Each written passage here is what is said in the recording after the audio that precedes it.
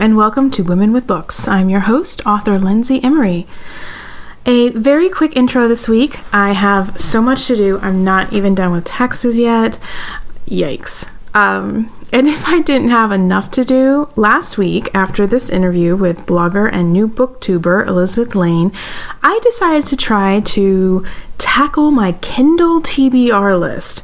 I wanted to try to grip on what was in there, what I had bought, what I wanted to read, what I didn't want to read. I have all these reading priorities set up for myself, and I'm wanted to spend some time making sure that I was going to get where I wanted to go. You know, I have goals to read from my TBR list, to read things I've already bought. I have goals to read widely. I have goals to read people's backlists. And I also have goals to stay up to date with what's hot and fresh in publishing, not only to bring interviews to you guys, but also to kind of make sure that my publishing career is kind of on the right track. And so all of those things together, yeah, my Kindle is definitely a work in progress. Part of the problem is I'm definitely going through a period of self-discovery and evolution when it comes to books. And hell, maybe my whole life is evolving and the books are just a symptom of that. It's a midlife crisis up in here. Who knows? Some of you may not follow my Lindsay Emory blog, which is at www.lindsayemory.com. And I try to do a monthly blog series there. It's called Best Books to Read Now, where I give book recommendations based on what I've read that month. And I just started last month going over what I do not like about books. And I'm only putting that in my Lindsay Emory newsletter for professional reasons, partially it's just kind of content that's exclusive to those followers who have kind of know me best. Because after my conversations with Becca Syme, and you'll find that in episode 36 for those of you who want to go back and listen, and then I listened to a RWA workshop from last year's RWA Nationals, and it was about reading and writing to the id. I've been doing a lot of thinking about what kinds of books I really enjoy, what kind of really pulls all my heartstrings and gets me excited and gets me pumped to go to bed at night because, I get a chapter before I go to sleep. And if I'm thinking about all those things, what I like to read and why, it leads me necessarily to, if I don't finish a book, if I don't enjoy something, I have to ask myself why I didn't enjoy that. What was it that made me just go, yeah, I don't want to read this anymore? I think that's a huge part of, if you're wanting to read widely and diversely in something, you constantly have to ask yourself these questions. Am I not reading this book by a debut author because of craft? Am I not reading this debut author because they're showing me something I'm uncomfortable with or that I'm not used to? And should I keep going through that, or should I go like, yeah, it's just not for me? And these are all really delicate conversations that we should have with ourselves, and also that the writer community should be having. Books are a source of enjoyment and fulfillment and joy. Great. But how do we always keep a door open to the things that we're not used to, or the things that we did not think we would like? I'll admit it, I have a lot of prejudices in my reading, and I think I've talked about that a little bit on the show. I will prefer to read a female author, a woman author, over a male author. Why? Reasons. Some which may be perfectly valid and some may not. I typically do not go for YA books. Why? That's a good question. I think that I don't know. I've read YA books that I enjoy, but not a whole lot. So, oh God, that just put me for a loop. All right, this intro is getting long because I'm doing too much talking. But anyway, yeah. So if you're interested in more of all of this book discussions, of course, stay with the podcast. I always tend to bring that up. But my Lindsay Emory blog and my newsletter might also be a thing you'd enjoy. So those links are in the show notes or on my website at lindsay.emory.com. And of course, my Women with Books newsletter not only includes links to my podcast episodes, but also book-related podcast episodes I enjoy that are not mine, and the exclusive list of books that my guests recommend, because when you're listening to a podcast, you are probably not also shopping for books. So I give you those links so that you can go and look at those books later at your convenience. As you can tell from all of that, and from my conversation with Elisabeth Lane that you're about to listen to, I do a lot of thinking about book stuff. That's okay. I'm a nerd, and I made my peace with that long ago. This episode has a lot of book nerdery. So if you think you can handle it, let's go on with Women with Books, episode 41? 42? Oh my gosh, I need to check that.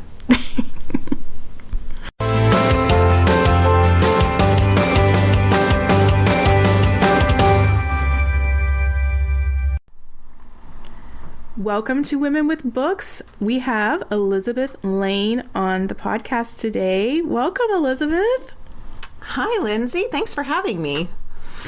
I am so excited to have you. I think I've had you on my list for a while because I see you on Twitter and the social media sphere, and I always am like, we need to have a longer conversation about something.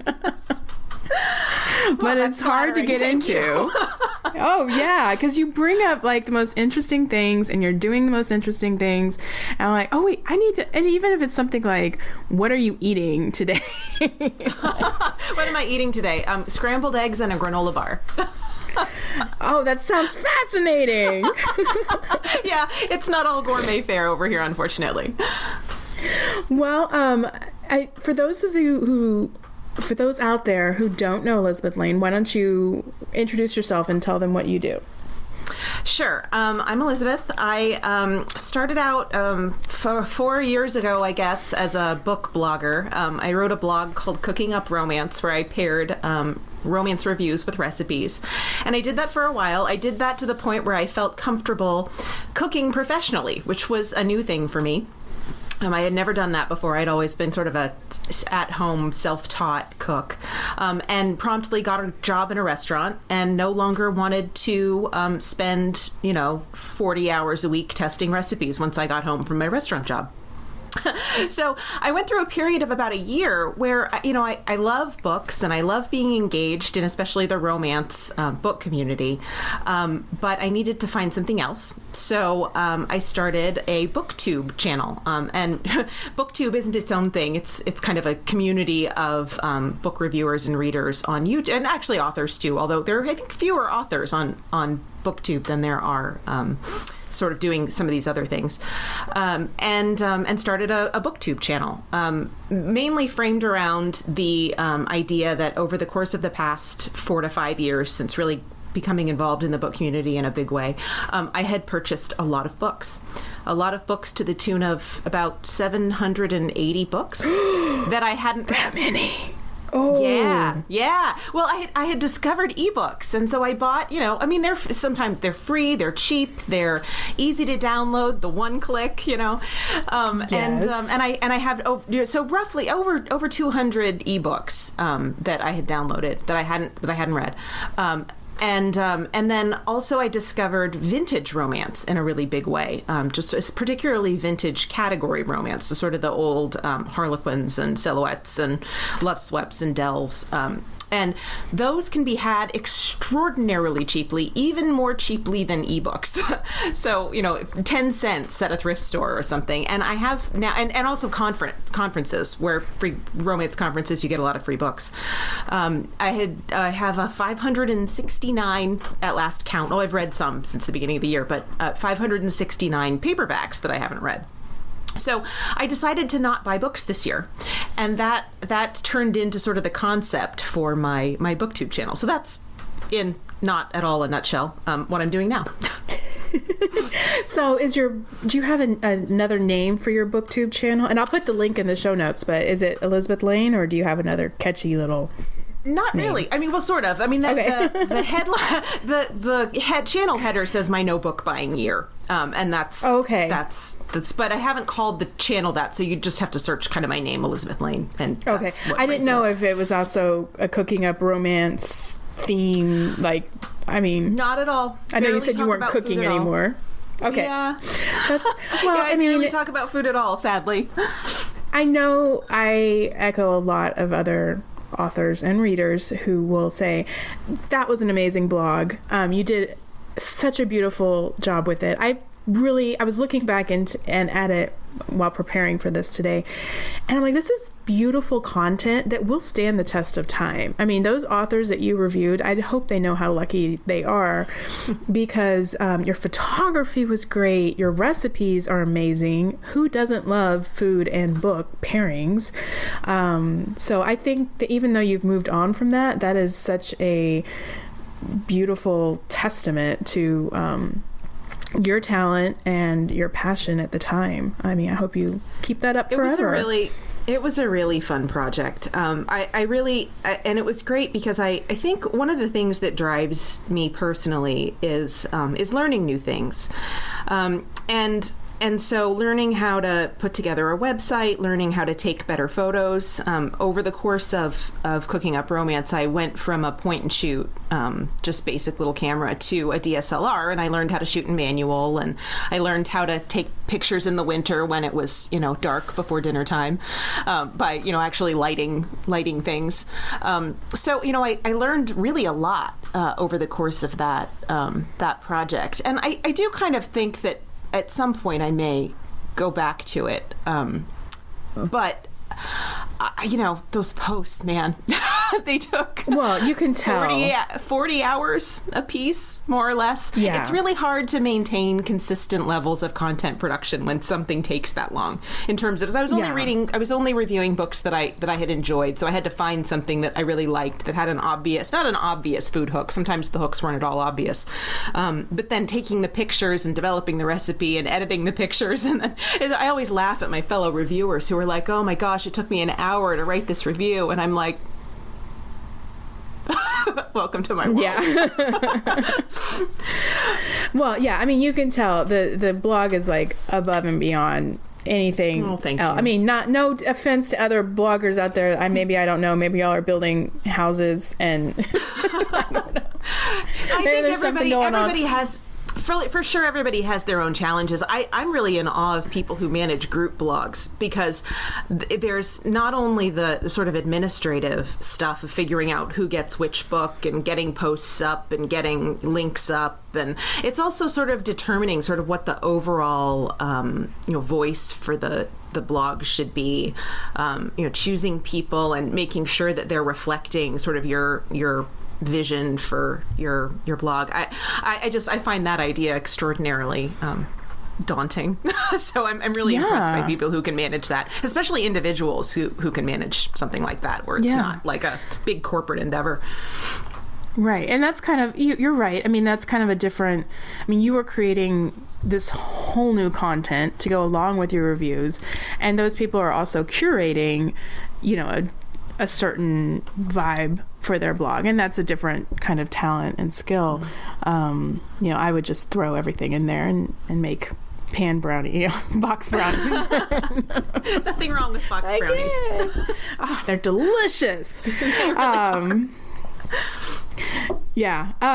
So you did this amazingly beloved blog, and for good reasons. I mean, I'm not shaming you for moving on, but you picked BookTube, and you already mentioned the word, and I had heard the word before, but why don't you explain it to me like I am my grandma?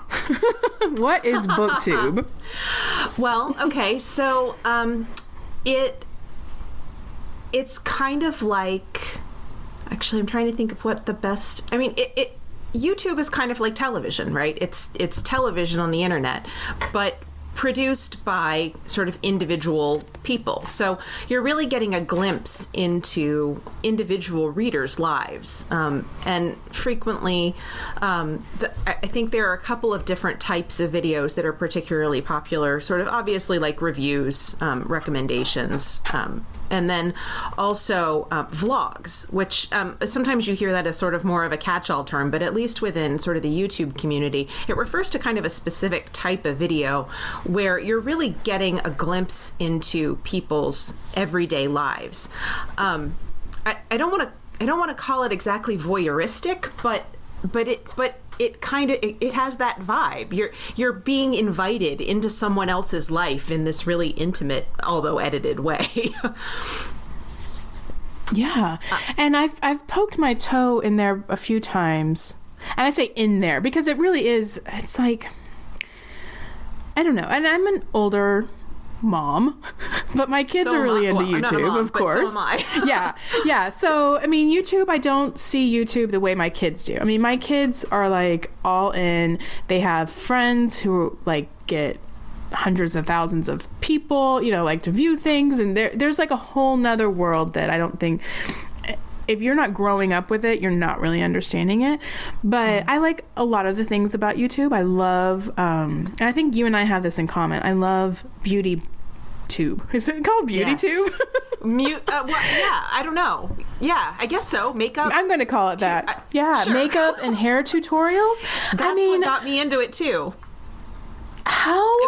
This would have saved my middle school years if I could have just gone into my room and watched somebody do their bangs 6 inches high. I mean, and taught me all those things that I was completely clueless about. Yeah, same. My mother wore, like a single eyeshadow shade. I think she had an eyeshadow single that she wore every day, and when she ran out of it, she went out and bought the exact same color. There was no, I mean, and then possibly that's also changes in like makeup trends and stuff, but my mother couldn't have taught me anything about how to do my makeup, and it was just really, I guess, 2 or 3 years ago that I sort of discovered the world of, actually, I was trying to figure out how to do a winged liner on my hooded eyes. I Googled, I'm like, how do I, I'm like hoping to find like a blog tutorial or something, and I was like, oh my gosh, this YouTube thing's amazing. You can find anything on here. Yeah.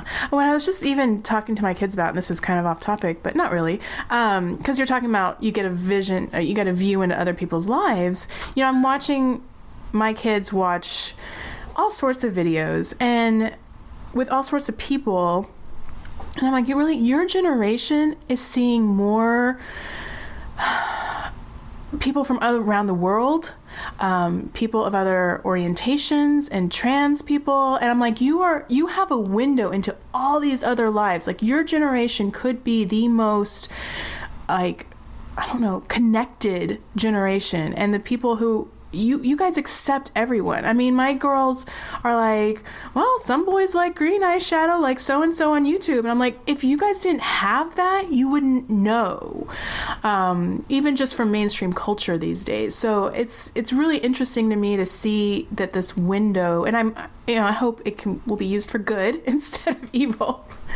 But it's really inspirational for me to see how that's expanding their world. Well, and one of the things that I think has been interesting in terms of getting involved in the BookTube community is I turned 40 last year, and I would say the vast majority of my peers on BookTube are sort of more in their early to mid 20s, not exclusively, but they do tend to be younger. The larger channels, for the most part, developed out of YA book fandom rather than, say, romance fandom. And so it's interesting to kind of see them discover romance in a really different way than I did. And then also sort of puts me into touch with sort of the tastes of people who are, a full generation really, younger than I am. And seeing what they find fascinating is fascinating to me, because it's just not something that I would necessarily be exposed to. For example, I spend a lot of time on Twitter, and for the most part, I think sections of the romance community can turn into echo chambers where we're all recommending the same books to each other.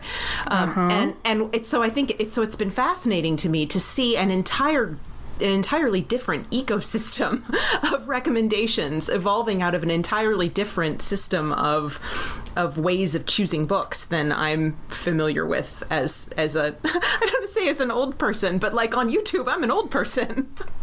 No, I think you are, because I would be, we're about the same age. But yeah, if I went on YouTube, oh my gosh, first of all, my kids would be humiliated. They would be just crawling under a rock someplace. But there is definitely a generational thing. And actually, I was talking to my kids about this too. I was like, the girls, the fashion beauty bloggers that got started, 5-6 years ago, they're all getting married and having babies now. And there's like a whole generation now that they have matured on YouTube. And what are they going to bring to that space now? And what are their, cohorts bringing to that space? And so I find this really interesting, especially as an author and a book lover.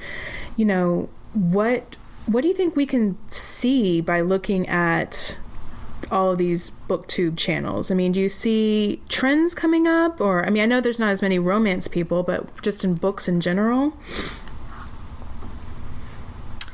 So I think one of the things that I have noticed about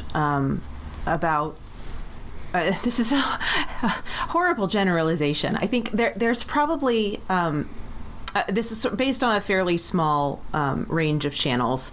But I would say that for the most part, I'm interested in the fact that almost none of them read category romance. So category romance is numbered, typically books in romance lines from specific publishers with very specific constraints in terms of the kinds of things that they're allowed to include and not include. So they have like a specific thrust in mind when they publish a book.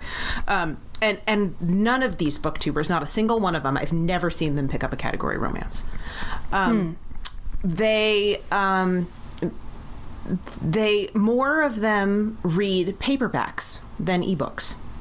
Paperbacks and hardbacks, which is fascinating to me as an almost exclusive digital reader.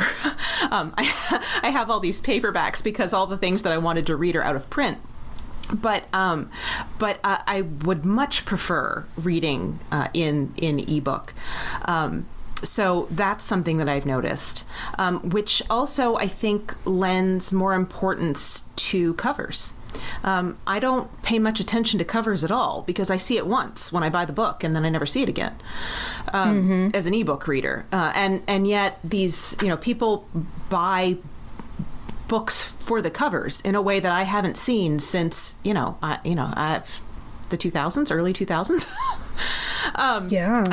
And beautiful books have sort of gained, I think, prominence in a way that it would never have occurred to me in terms of like acquiring something just because it's beautiful and not necessarily because the content of it looked like something you would love to read.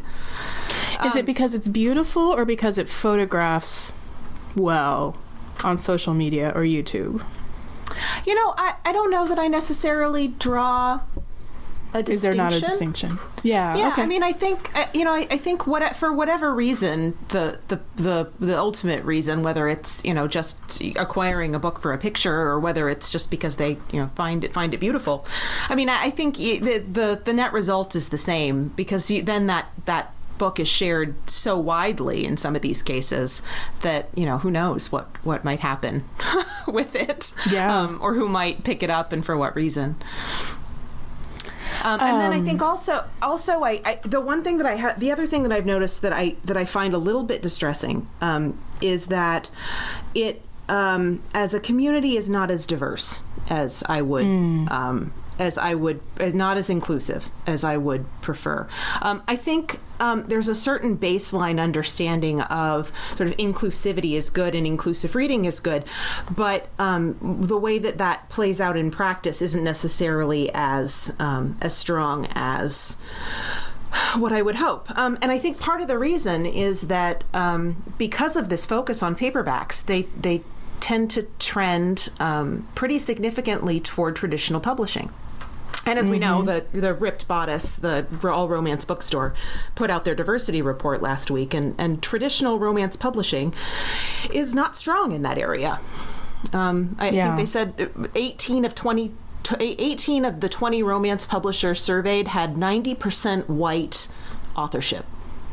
So, right. So when the people who are able to send out vast numbers of paperback arcs to these influencers, and when those people are only the people who have sort of that corporate backing of traditional publishing behind them, it makes it really hard, I think, for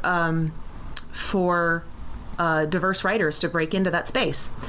And then also, when it comes right down to it, the medium itself, I think, is challenging because, I was lucky in that I had sort of slowly over the course of 5 years while I was writing my blog acquired lighting and an appropriate camera. And of course, I have a laptop, and I was able, based on my sort of economic status in life, to just run out and purchase the proper editing program for video. But the barriers to entry, the financial barriers to entry to a YouTube channel, you've really got to have decent picture quality and decent audio quality in order to gain a significant following. And that's really almost impossible to do with a cell phone camera. So, so there's that. That is something I had not thought about. Well, because before we started recording, you and I were briefly talking about podcasting, and because I remember also talking to you about this on the internet, that you had briefly thought about doing a podcast, but you hadn't for various reasons. But you had said something about like how a lot of, I don't know, did you say there were more authors doing podcasts than YouTube? So I think one of the things that has been interesting to me is watching sort of the ecosystem of romance reviewing and romance blogging change over the course of the past 5 years. I feel like I caught the tail end of the heyday of romance blogging. We've seen, so for example, what's the USA Today? Happily Ever After? It wasn't Happily Ever After. It was something else, but you know what I mean. So USA Today had a romance site blog that they ran. Heroes and Heartbreakers had a site that they ran. Yes. Romantic Times. Okay, I'm looking it up, because this is bothering me. Yes, USA Today Happily Ever. It was a play on USA Today. Happy Ever After. Just Happy Ever After. Happy Ever After? That's what's coming up. Yeah. USA Today's Happy Ever After. So, the even large corporate blogs were not clearly seeing the traction that they needed in order to stay afloat. Romantic Times had been published since the 80s. So the long form reviews, sort of in print and on the internet, I think, for whatever reason, are not as attractive to readers and therefore, I guess, advertisers as they were, say, 5 or 10 years ago. And really, I think we've seen an explosion, especially in the last year, of podcasts. So there are, I think the last time I counted, I came up with 20 romance-focused podcasts. To one degree or another. Some of them are more, yeah, right. And that's kind of more than any one podcast listener. That's more than any one podcast listener could listen to. And then, of course, you have to kind of look at the size of the sort of romance space. And, I don't know. That field started to look really crowded to me. And I know that a number of authors have sort of picked up on the podcast model as a way of sharing sort of short audio content, whether they read it themselves or whether they hire actors or, to share, sort of like promote their stuff. And it seems like YouTube would be BookTube would be another way of sort of doing that, except for sort of that barrier to entry of needing like a camera and lighting and that kind of thing. Yeah, that's interesting. I know that when my debut came out in early 2015, my publisher was still very big, like, okay, we're going to book you on all these blogs and stuff. And then very soon after that, I mean, I want to say at least by 2017, it was like cliff. It was, no one was using blogs. No one wanted to, no one was reading blogs. And I don't know. I mean, was that the impression that we get, or is that the truth?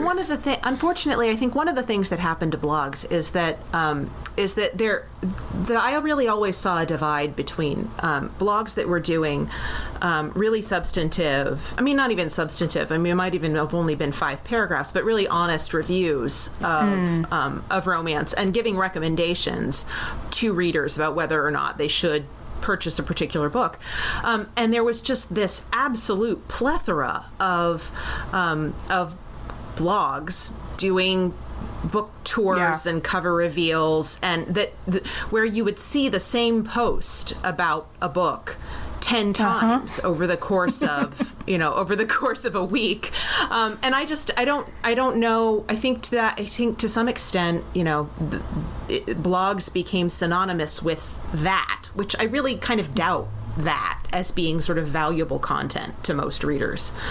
And then also, of course, I think Amazon in particular has really pushed reviews in terms of, Amazon in terms of their sort of algorithm rankings, and then also services like BookBub that use sort of numbers of Amazon reviews, I think is kind of one of the qualifiers for whatever.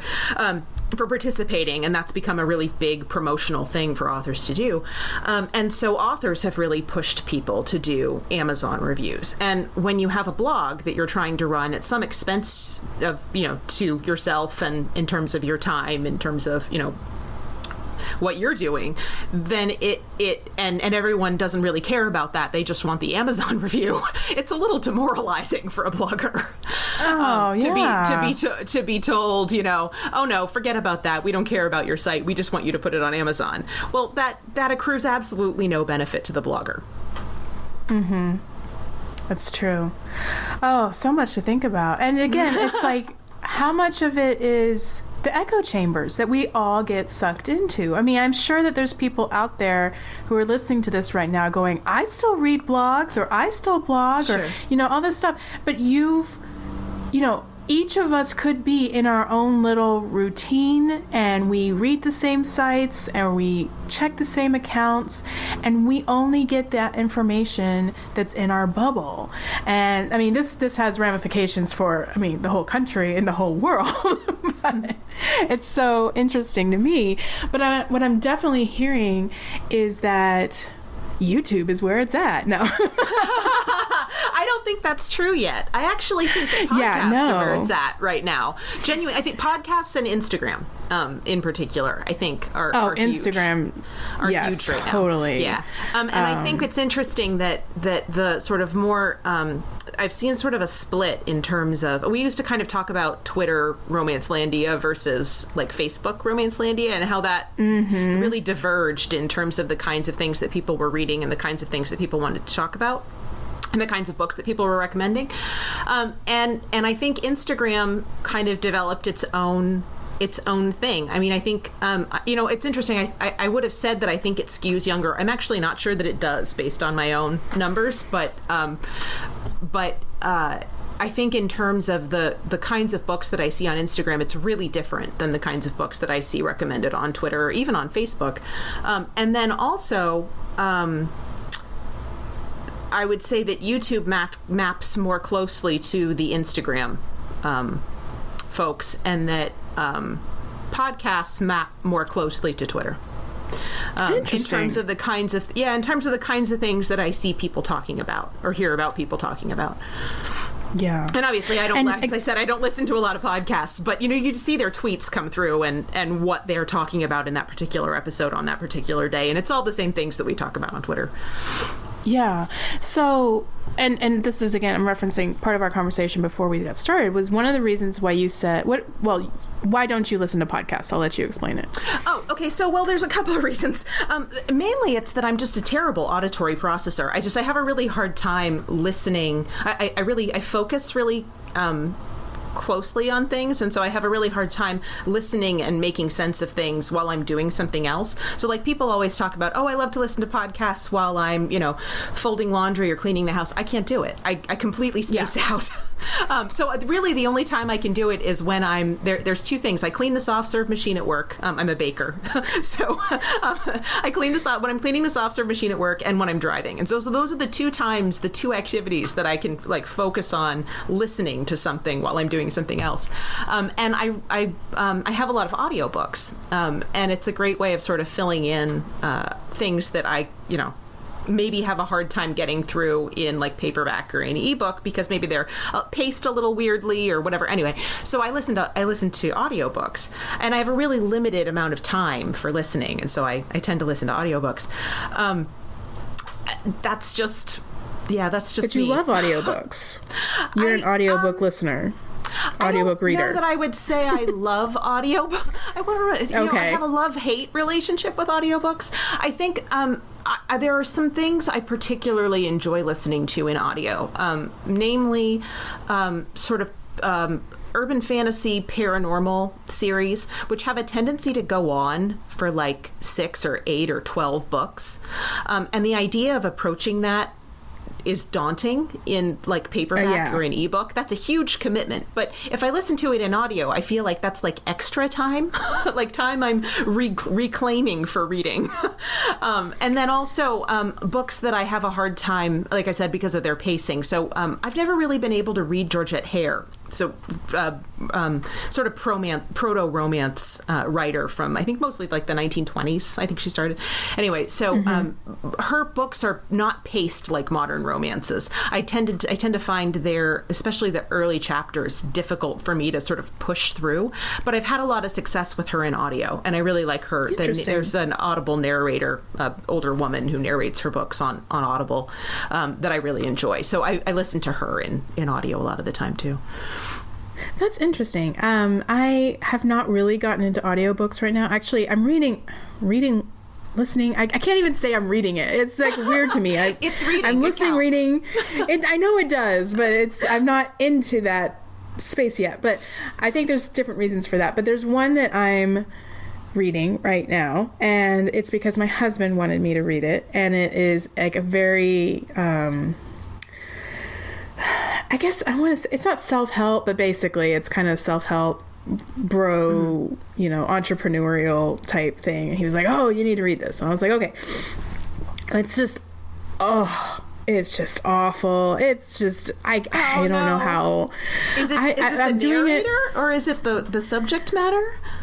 I think it's the subject matter, and because it's kind of like a tech how-to. I mean, he reads the links, so it's like http:// and I'm like, stop! I can't click on that anyway, and I don't give a crap. But I'm doing it because my husband asked me to do, and I'm sure we'll have good conversations about it one day. But but I haven't. I've dipped my toe into like memoir and nonfiction, but I haven't gotten into fiction yet because I feel like I'm the opposite. I feel like I can listen to podcasts while I'm doing other things because I really am not that invested in it. If I'm listening to a book podcast or something, I can kind of let it go in the background, and I know like I can kind of jump forward and around, and it's going to be interesting content, but I don't need to follow each and every word. I feel like with fiction, I'm going to need to follow every single word, and then I'm just sitting in a chair listening to an audiobook, and if I'm doing that, I might as well just be reading it. So I mean, reading it a lot faster than have it read to me. Yes, but I understand that there's tons of people. Like I have this neighbor on my street who I swear she did not think I was published until I got an audiobook out. And then she's like, oh, you're a writer. Oh, I guess. Yes, I am. Now that you can listen to it, I am. But that's funny. I find the whole, I ask a lot of people on the podcast too, and just in general, I'm just fascinated with this because I haven't really become that yet. So I don't know if it's also the time of my life where if I am listening to things, I can't always listen to audiobooks in the car with kids in there. Right. And that is a lot of my listening time. I mean, I can usually listen to a podcast in the car. There are not that many, F-bombs or whatever. Right. But with books, I don't know what's coming up. So I'm just, Anyway. You'd probably be safe with Georgette Hare. Yes, that's true. That's true. So actually, we're talking about Georgette Hare, and you kind of you've already kind of mentioned your love of vintage category romance, and I knew this about you, but did you always love vintage category romance, or did you start reading it when you were little, or how has this all come about? I have no idea. I can be That's more fine. eloquent than that, I promise. No, so I think so. What happened was I started reading romance at 15, and I had read my first. I think it was definitely you were a late bloomer then. Late bloomer. You guys are so funny. You and Lexi. So I think what's funny is that I started. A friend gave it to me. I remember it very clearly. She handed us this. It was me and another friend, and she put this book in front of us, and there was a bodice ripper style clinch cover on, and it was a guy in a kilt. And we were all obsessed with Highlander at the time, and she just she was like, "You guys, there's sex in this book," and it was I think it was The Bride by Julie Garwood. Yeah, because I just recently read The Secret, and I knew it was one or the other. I read them both, but I think it was The Bride. Anyway, so I started reading sort of these historical romances, and then sort of moved on to on my used bookstore at home when I was 15. Had all of the romances sort of lumped in with all the fiction and everything. So I started to really look at the covers in order to determine what was romance and what was just kind of regular, boring fiction. And I eventually sort of moved into like Sandra Brown, who was writing for Love Swept at the time. So I did read some, I wouldn't say vintage, they were 90s, category romances. And then coming back to romance really in like 2013, after not reading it for many years, over college and then getting more into sci-fi and fantasy, I when I started my blog, there was something about just I picked up a couple in a row. That was terrible. It was an Anne Wheel, so 1970s Harlequin romance. I started to say it was the Fabergé cat, but it wasn't. That one was terrible. Oh man. I'll have to give it to you for the show notes. Anyway, it was this really fascinating 1970s Harlequin romance. And you could almost watch society change in this book. You could almost see sort of the decline of sort of traditional thinking about women having careers and children and marriage and what levels of sexual experience were appropriate for an unmarried woman. Changing, I think that one had sort of changing mores on birth control. I mean, and so these 1970s categories are just like this snapshot of this really interesting period of time in sort of feminist history, women's history, and not only that, but knowing that they were available for purchase in a grocery store. like, or in like a drugstore, little spinny, roundy drugstore things. Like these weren't necessarily I remember books those, that you would have to go into a bookstore to acquire, and frankly, bookstores probably wouldn't have had them. Or things. I mean, for a while, Harlequin was giving away books with detergent. Years and years and years ago. I mean, so this sort of dovetailed interest in romance and in women's history, and then just sort of seeing the way that women's stories were portrayed in these just really, mass market, readily available books. It's just sort of a fascinating sociological study. So I think that sort of, and then because my interest sort of exploded from there in terms of like going backwards into, like Harlequin's history, and then also forwards in terms of, those were, Harlequin was owned by a Canadian company that was reprinting Mills and Boon, so British written short romances. And when publishers in the U.S. saw how well they were doing, they came out with sort of Del Candlelight and Love Swept. And so, and Silhouette, actually, and then Silhouette was purchased by Harlequin. Anyway, it's not important. The important thing is, then you started to see the American spin on that, and being able to see how different the American written books were than these like British written, Canadian published books. The entire thing is just, I find it completely absorbing. I could talk about it for hours. You should probably stop me. No. Well, I find it absorbing. That's why I asked you about it. Now, are you covering some of this on the BookTube channel? I am. I saw something about Romance 101, so I didn't know how deep you... Because I'm listening to you going, this could be a class. This could be a college level... like romance. Yeah, I'm not sure I'm the right one to teach it. 20th century feminism. Yeah, no, it absolutely. Well, you would be providing the text then. Right. So I am talking about it a little bit on BookTube, and one of the reasons that I'm sort of interested in doing that is that I am looking at sort of this generation of people who are sort of 15 years younger than I am, and who have never been exposed to like the dark heroes of 1980s pseudo gothics, and they think that these bad boy romances that they love are this great big new thing. And they're not at all. Honey, let me show you. To Heathcliff. Anyway, so I start, and then also just like confusion in terminology. I had people asking me questions in the comments, sort of like, well, what's a clinch cover? What do you find so fascinating about old school romance? And I was like, okay, let's just, and I started to have the compulsion to like define my terms as I was making videos. And I was like, wait a second, let's just make a series of videos that I can reference when I'm talking about these things, so that people are able to, sort of get the gist of what I'm saying. So I did. I started a Romance 101 series. So far, I've talked about sort of romance vocabulary, things like plot elements like meet cutes or black moments.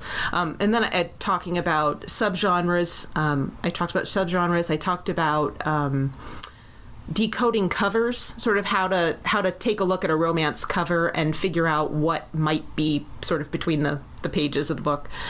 Okay, can we talk about this real quick? Yeah. I want to talk about covers because I saw something on social media where you said something about you just spent like 2 days looking at covers or something. Yes, I did. And I am obsessed with covers. I think we've already kind of briefly talked about it in their role in social media these days. But because I'm a very visual person. I mean, this goes back to like my audiobook, maybe hesitation, is I'm very, very visual. So when you spend this time talking about romance covers, what were you looking at trends, or were you looking at, I don't know, what were you looking at? Tell me about it. So I think mostly what I was looking at was the kinds of visual codes that mean something to a veteran romance reader that a someone new to the genre wouldn't pick up on. So I think throughout this series, I've sort of had in mind like booksellers or librarians or people new to the genre who maybe just don't have sort of the grounding in what the details of romance. So I was mostly looking at subgenres, sort of how to tell what subgenre a book might be by its cover, and then also heat levels, because people have distinct preferences in terms of whether they want, a lot of sexual content in a book or whether they want no sexual content in a book. And I was curious to see if there was a way that you could tell just by looking at the cover whether a book was, more or less likely to contain, that kind of material. So I wasn't really looking at trends so much, although I did end up sort of having to sort of talk about that a little bit, particularly in regard to illustrated covers, which, you have. Yes. So you probably have some thoughts on this too. Yes. And so what I found was really interesting is that so illustrated covers are really, really big on BookTube. They've become very popular for romantic comedies. And it's so funny to see something like, like the Kiss Quotient, which, I really enjoyed that book. And it does have a male escort as a hero, but I didn't think it was. Well, let me go back to why I'm saying this. So in my youth, in like 2000, when I was graduating from college, chick lit was on the upswing. So 95 to, mid 2000s maybe. And to me, illustrated covers meant chick lit. It meant sort of a younger women's fiction with romantic elements, but the relationship was probably not as central as sort of the woman's journey, the young woman's journey in that story. Think like Bridget Jones, right? Versus now, where the books with these illustrated covers are very much romance. They're very, very romance. They're not women's fiction-y at all. They have quite a bit more explicit sexual content, sometimes very, very hot, that would not have been indicated by an illustrated cover. So somebody, for example, a librarian or someone walking into a library and picking up, say the Kiss Quotient or maybe Tessa Bailey's new one, is going to have a very different experience with that book than they would have, with the like Jennifer Wieners of the past, right? I'm totally it's not at all the same kind of book. No, and that's what I was totally thinking about, and for the same reasons with the Kiss Quotient, is that I think that if you aren't familiar with the genre and you saw maybe like a Lorraine Heath, or I'm thinking Christy Cald, one of those Avon, they're very swirly, maybe the dress is falling off the heroine, the hero is bare-chested, you see that and you're like, oh, that's a sexy book, because those two people are embracing and they are half-dressed. And then you would see maybe the Kiss Quotient or the Hating Game or something, and you'd be like, that's cute, that looks like something that Doris Day would be reading. And closed door, no, right. And you would totally, not that there's not sex in those historicals, but oftentimes that's not as spicy as what might be in these illustrated covers. And so there's actually been like a shift. And then I think what's really interesting is that for a decade or so, object covers, where they might have just a pair of dice on the table or a compact, and you're like, well, that is like an old Danielle Steele book. Right. No, it was not. No. Because the dice were something else entirely. Yes. Yeah. BDSM, erotic. Right. Well, but it was just about someone going to Vegas. No, it was not. And I'm not even thinking of a cover about dice, but there probably was one. I understand what you mean, though. Ties. And so, ties or a jewel. Oh, here's a set of earrings on a cover. Yeah. Yes. It did not mean what you thought it might mean, but those of us in the book world knew. It's so very fascinating to me. Like, we pick up on these things very quickly, and it's a shared visual language. Yeah, but the illustrated covers, I think, it is a new trend, and it'll be interesting to see how it shakes out. Obviously, it's not hurting sales because they're still doing it. So, I don't know what it might say. I mean, maybe in 20 years, we'll be looking back and thinking like, wow, they hid sexuality under a light veneer of, cartoons or something. I don't know what they're going to say about us, but I have wondered about it. A lot of these books are quite diverse, so a lot of them are written by authors of color. And I have sort of wondered a little bit about the availability of stock art. Yes, in terms of the decisions that people are making with regard to these covers. So, I don't know if that's a factor. Right. No, I think that was totally... I mean, when you saw Jasmine Guillory's cover for the first time, it was striking and modern and fresh and fun.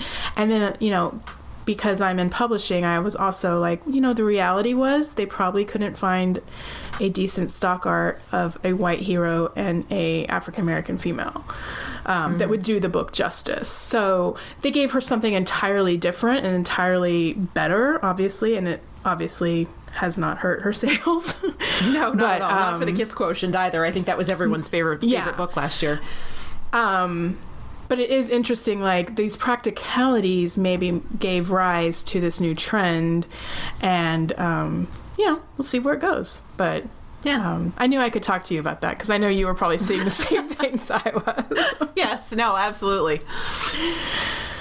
Well, so you've also got on your, and I'm sorry, I knew this conversation would go long. I'm sorry. No, I want to talk about these things. So the other thing you're talking about on your BookTube, and you already briefly talked about it, was your no spend, you're not buying any books? In 2019, is that right? Yeah, I mean, I have some rules, so I can take out I can take out books from the library, in some capacity, and then also because I have those 569 paperbacks, the vast majority of which are vintage category romance, so not uniformly white, but predominantly white. I wanted to make sure that my reading was still inclusive. And so I did allow myself so I get Amazon affiliate payments, not a lot, but, enough to keep me in some books, that I have agreed to spend on authors of color and LGBTQ plus authors, disabled authors, so people who maybe have not been given as much of a voice or a chance in traditional publishing. And so I am able to purchase those, but only as I can read them. I'm trying not to add books to my TBR this year. So as I go, I'll purchase a book here and there. But those are the only ones that I'm going to be purchasing. And I would say that's going to be maybe 10 or 12 books, maybe one a month, just because of the number of books I'm trying to read off my TBR this year. I'm trying to limit the number of books that I buy. But I looked at my pile of books that I have, my 780 books. And then also, this is funny. I want to replace, we have a condo and I have carpet in it. And after 8 years with a dog, I kind of hate the carpet. It's impossible to deal with, which I'm sure you can relate to if you have children.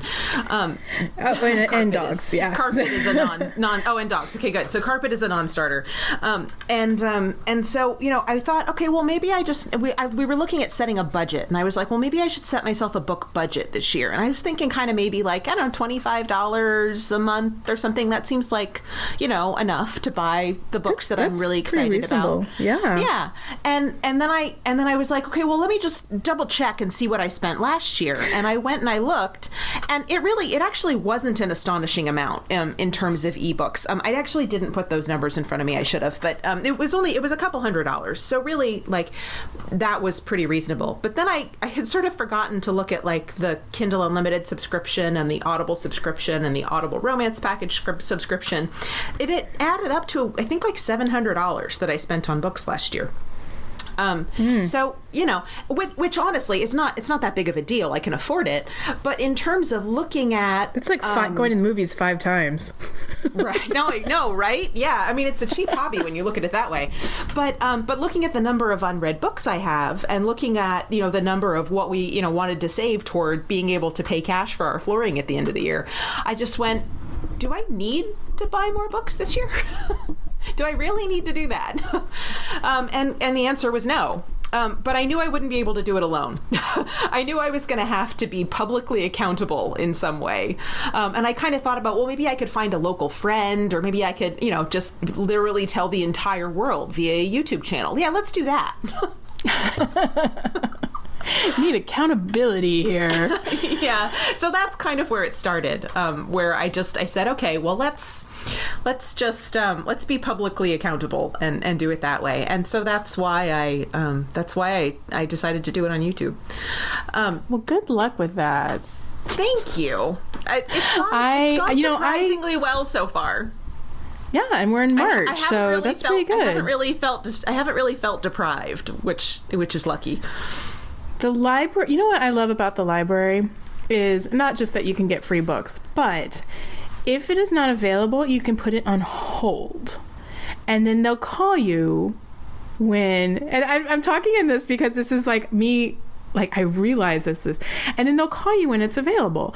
So I wish, and Amazon doesn't do that. It's like, because there's so many times you go look up a book on Amazon, you're like, okay, yeah, one click. And the library is like, hold on. Hold on for 2 weeks, and then we'll give it to you. And you realize I realized how addicted I had been to that one click. It's very smart, Amazon. Very, very smart. Because I still get the book if I have to wait 2 weeks at the library, and I get it for free. So there's some benefit there. 2 weeks or 3 weeks or whatever it is. But yeah, the one click is... I should probably disable it, but I use Amazon for so many other things in my life, like guinea pig food.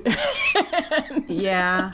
Other stuff that it is very helpful for a working mom. So, you need this for your school tomorrow? Okay, one click.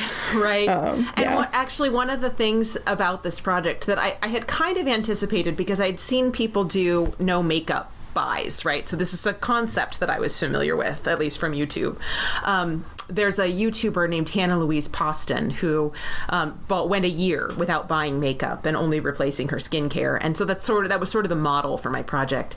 And it's amazing the things that she learned about herself, about her purchasing behaviors, about sort of the psychology of buying, about sort of corporate ethics and responsibility, and it was I have also been surprised at the number of things that I've learned about myself and about sort of Amazon. When you slow down your purchasing and you have to consider every purchase very carefully, you do have time to wonder about things like Amazon's corporate ethics, for example, and to at least slow down and think about it. I'm not trying to say, people shouldn't buy books from Amazon. That's not at all what I'm saying. What I'm saying is, in terms of thinking about for myself, am I reflecting my own values in one-clicking books from Amazon automatically, or is there a better way? It just gives me the space and the freedom to think about it. Yeah, and I'm a big digital reader. Right. And I'm a big digital reader. I mean, the Kindle, I think, is the most wonderful experience in my life. I mean, to be a lifelong reader and just to be able to one-click something, and especially if you're reading a series and have it go straight to your Kindle, and it's a beautiful thing. I'm not knocking that at all. Yeah. It has added so much joy to my life. But I will say, I went in the other day and looked at managed my content, and I was shocked. And like 450 Kindle books, and that doesn't make me feel bad. The only thing that makes me feel bad is I haven't read them all. So I need to probably come up with a plan, or just or just weed them out. Say like, okay, I'm not going to read a lot of that. Yeah. But it is something to stop and think like, I love this. This is something that's brought me joy to my life. But I want to make sure that it keeps bringing me joy and it doesn't ever weigh me down, or I don't feel defensive or guilty about this. This is joy. So I love that, and thinking about your challenge is it sparked all these thoughts in my head. So thank you for sharing all this. Speaking of joyful books, do you want to talk about your book recommendations? What have you been loving and recommending lately, or is there something a book that you always recommend?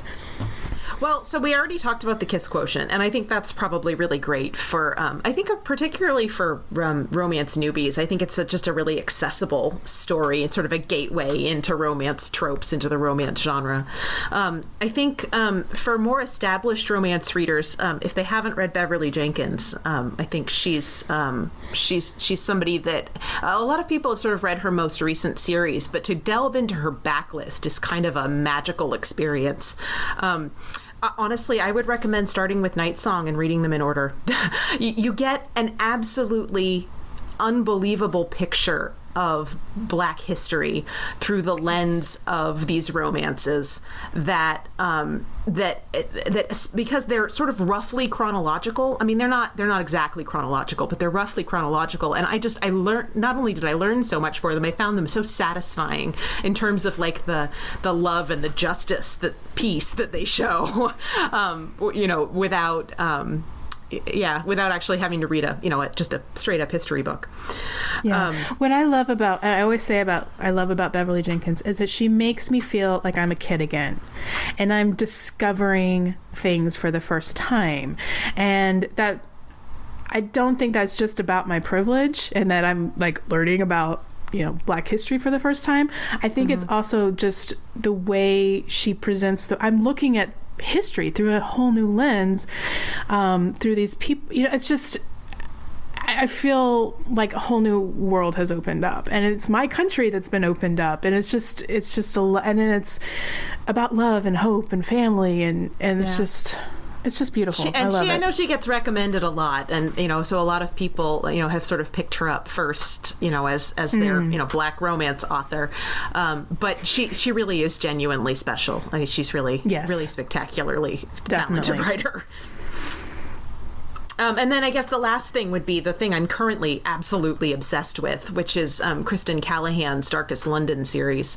It's a paranormal historical series, 6 or 7 books, something like that, set in Victorian London. And the thing that's so amazing about them is they are genuinely subversive. The first one is it's a Beauty and the Beast, Phantom of the Opera type retelling, but the heroine is a force to be reckoned with.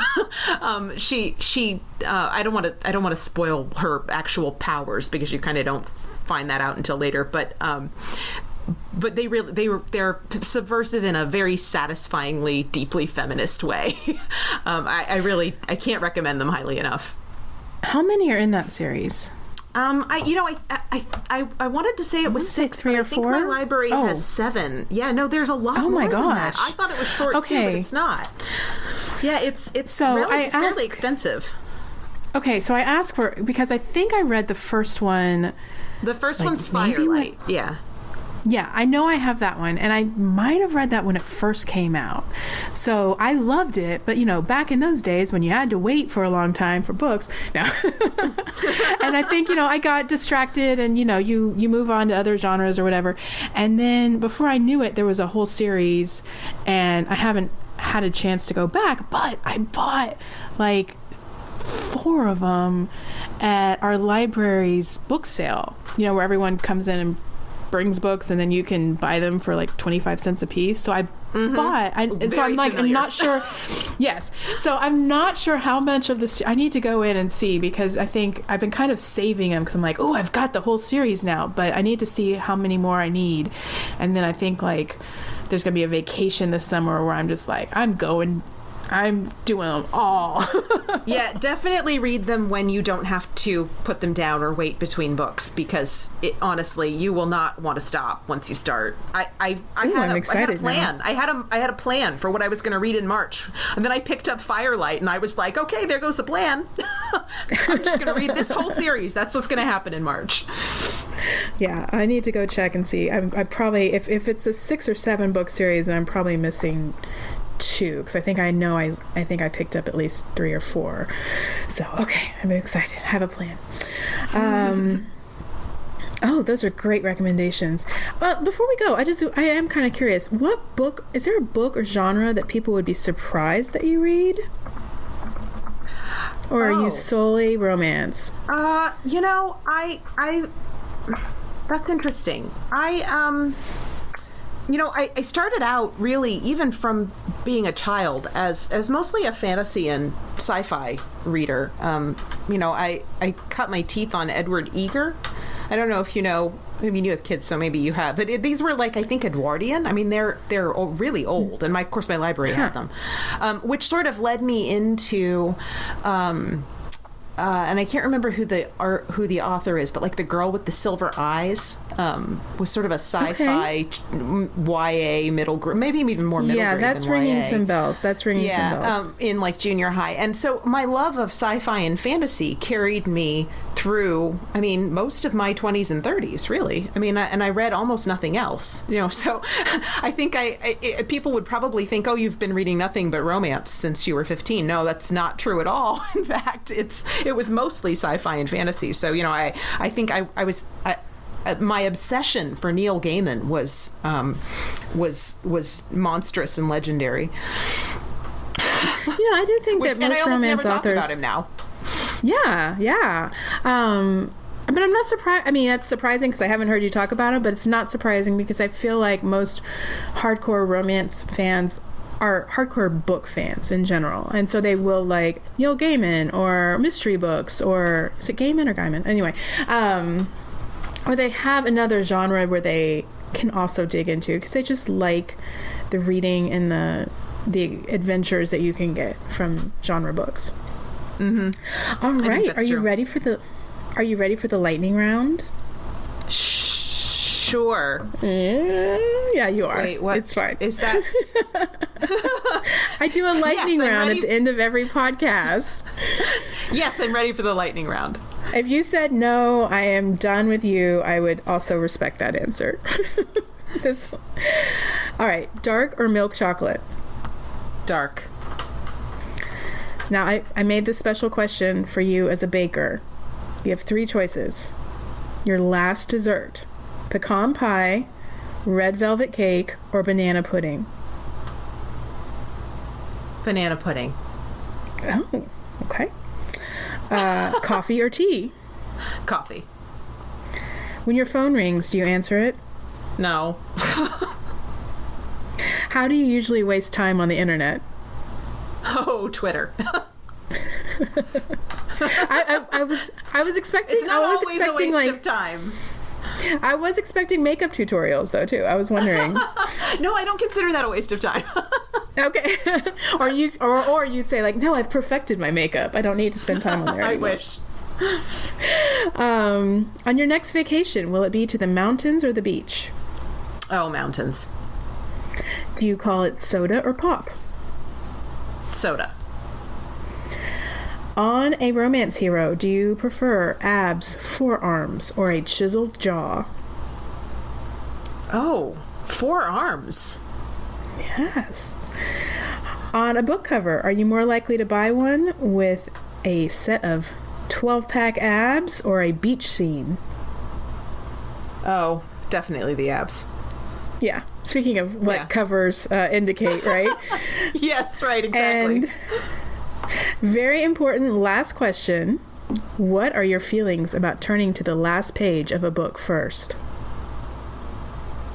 Only when necessary. Okay.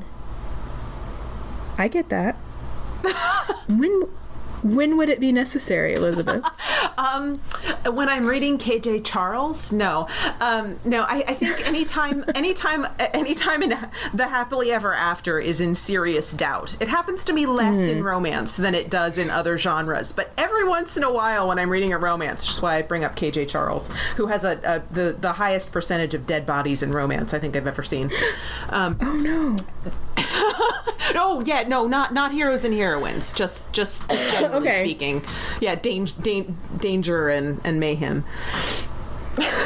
Well, thank you so much for being on. This has been fascinating. I feel like thank you for we having need to me, Lindsay. have I really had a more good time talking with you. Of course, and I will put all the links to your blog if people want to check out their past content, but also to your new YouTube channel, which I bet a lot of people are going to be turning to now because they want to hear more about Romance 101 and hold you accountable to your 2019 No Buy Challenge. I don't know. Yes, please. We'll see if she can. Accountability I can get. We'll see if she can stick to that, ladies and gentlemen. If you fail, you have to come on here and tell us all about the book that made you break down and hand over your credit card.